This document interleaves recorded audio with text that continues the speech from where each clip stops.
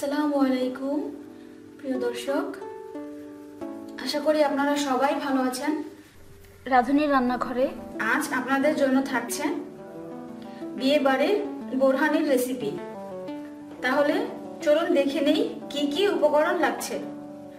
বোরহানির জন্য আমি প্রথমেই এখানে দই নিয়েছি 2 কাপ, আমি টক দই নিয়েছি, পুদিনা পাতা হাফ কাপ, ধনিয়া পাতা কুচি হাফ কাপ, পানি নিয়েছি 1 কাপ, ধনিয়া গুঁড়া 1 টেবিল চামচ, জিরা গুঁড়া 1 টেবিল চামচ, সাদা গোলমরিচ গুঁড়া 1 টেবিল চামচ, বিট লবণ 1 টেবিল চামচ, সাদা সরিষা বাটা হাফ টেবিল চামচ ও লবণ নিয়েছি হাফ টেবিল চামচ।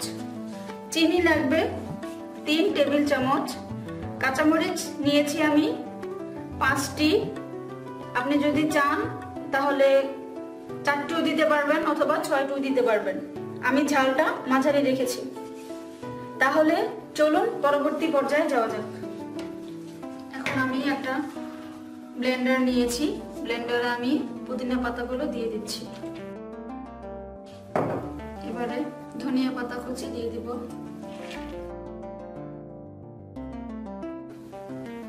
পানি দিয়ে দিচ্ছি, অর্ধেকটা পানি দিব প্রথমে। এখন আমি ঢাকনাটা লাগিয়ে দিচ্ছি, কিছুক্ষণ আমি ব্লেন্ড করে নেব।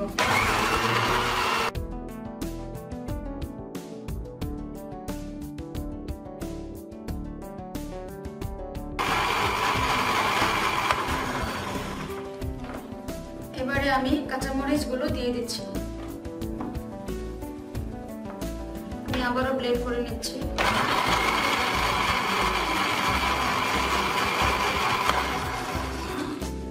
দুই মিনিট ব্লেন্ড করা হয়ে গেলে আমি সবগুলো উপকরণ দিয়ে দিব।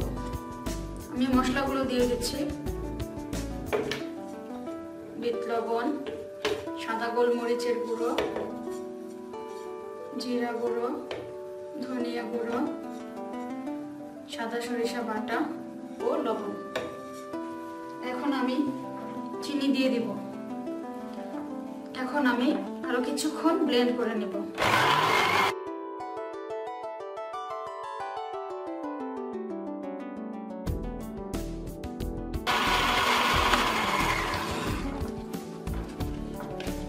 দেখা যাচ্ছে পাতা ও মশলা উপরে উঠে গেছে। আমি একটা চামচ দিয়ে এগুলো নামিয়ে দিচ্ছি। এখন আমি আবারও কিছুক্ষণ ব্লেন্ড করে নেব।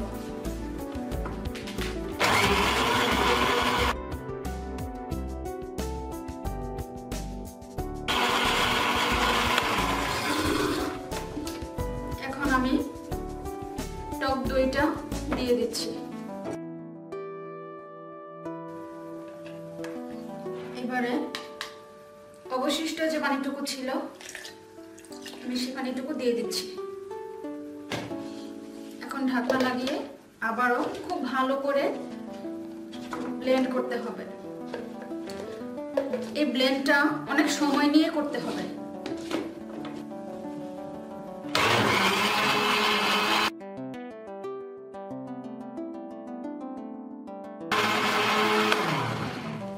হয়ে গেছে ব্লেন্ড করা।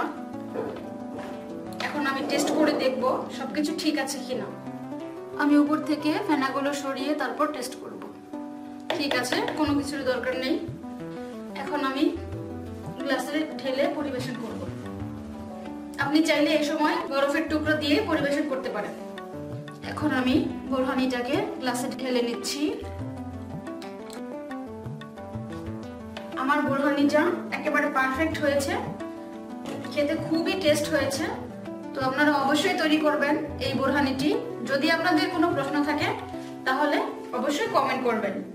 যারা এখনো আমার চ্যানেলটি সাবস্ক্রাইব করেননি তারা অবশ্যই সাবস্ক্রাইব করবেন। সবাই ভালো থাকবেন। আল্লাহ হাফেজ।